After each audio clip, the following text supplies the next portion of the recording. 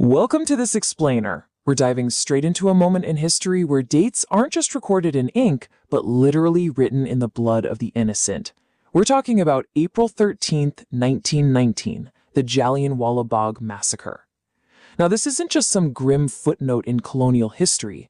It is the foundational sacrifice of an entire nation.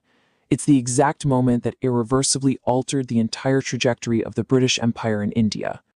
Our source material kicks off with this incredibly haunting imagery. It points out that even today, if you visit this 6.5-acre ground in Amritsar, the soil almost feels like it retains the red from that day.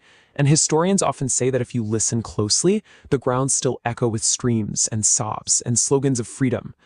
But a tragedy of this massive scale doesn't just happen in a vacuum. It was the boiling point of years of deception and incredibly cruel policies. Section 1. The Draconian Black Law.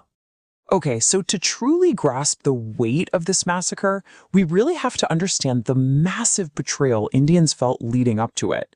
Think about it. Between 1914 and 1918, during the First World War, hundreds of thousands of Indians fought and bled and died for the British Empire. And they did this with a very genuine expectation that their loyalty would actually be rewarded with basic rights, maybe a real path to self-governance. But instead, the British slapped them with the Defense of India Act in 1915 just to crush any dissent. Then, when the war finally ended, instead of handing over freedom, they introduced something way worse in February 1919, the Rowlatt Act. So, you have this massive gap between expectation and reality. Indians expected post-war freedom, but they got the Rowlatt Act. The sheer cultural shock of this law was captured in a chilling phrase: na dalil, na vakil, na appeal, which means literally no plea, no lawyer, no appeal. The British could now arrest any Indian just on the mere suspicion of terrorism and lock them up for 2 straight years without a trial. The press was completely gagged, public gatherings banned. The whole point was to strike absolute terror into the population. But honestly, it just lit a match to a volcano of rebellion. Section 2. A peaceful Baisakhi gathering. With nationwide anger just swelling, things in Punjab started moving fast, deeply unsettling the colonial bosses. On April 6th, Mahatma Gandhi calls for a nationwide strike. But what really terrified the British happened on April 9th. It was the festival of Ram Navami, and the streets saw this totally unprecedented Hindu-Muslim unity. It directly threatened their whole divide and rule playbook. So panicking, the British secretly arrest 2 widely beloved local leaders, Dr. Satyapal and Dr. Saifuddin Kichlu, the very next day. Naturally, this sparks massive protests. The police open fire, things turn violent, buildings burn, British officers are killed, and an English missionary named Marcella Sherwood is severely attacked. To crush this chaos, they bring in a notoriously ruthless military officer on April 11th, Brigadier General Reginald Dyer. He is given absolute control of Amritsar. Which brings us to April 13th, 1919. It's Baisakhi.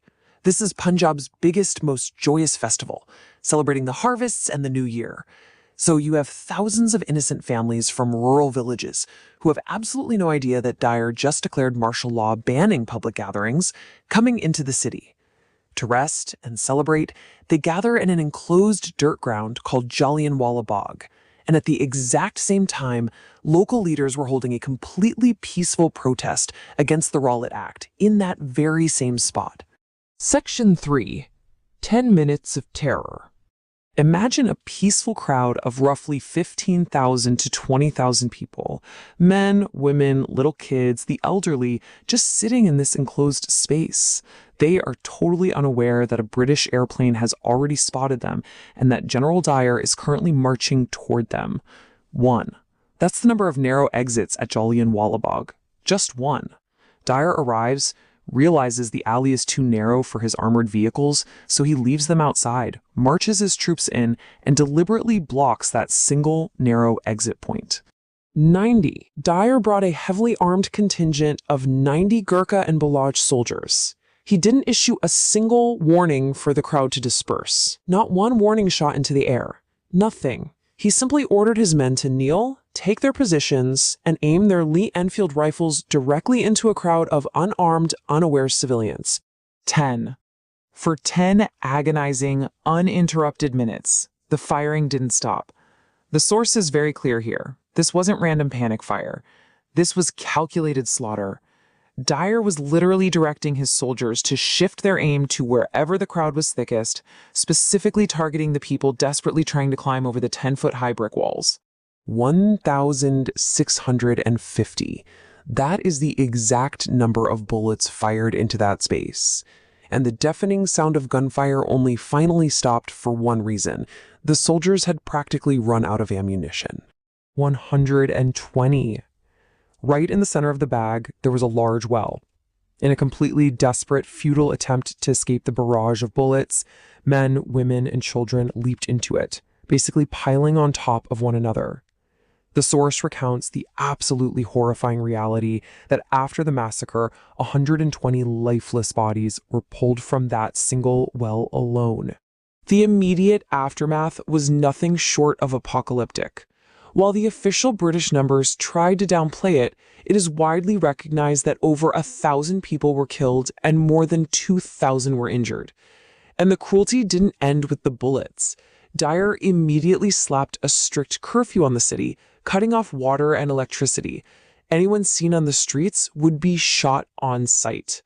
So the injured were literally left to bleed out in the blood-soaked mud overnight, crying out for water, while their family members bravely sat in the dark to protect the bodies of their loved ones from wild dogs.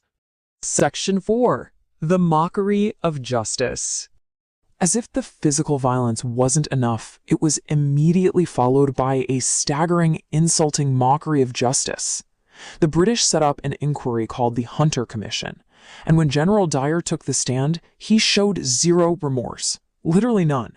He coldly stated, on the record, "I could have dispersed the crowd without firing, but I wanted to teach them a lesson."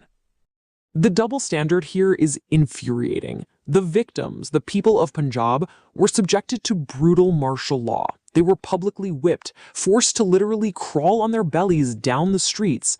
And Dyer's grand punishment for murdering over 1,000 people, he was quietly relieved of his command and sent back to England.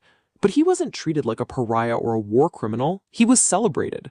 The British House of Lords actually praised him as the savior of Punjab, and British sympathizers quickly raised a massive reward of £26,000 for him.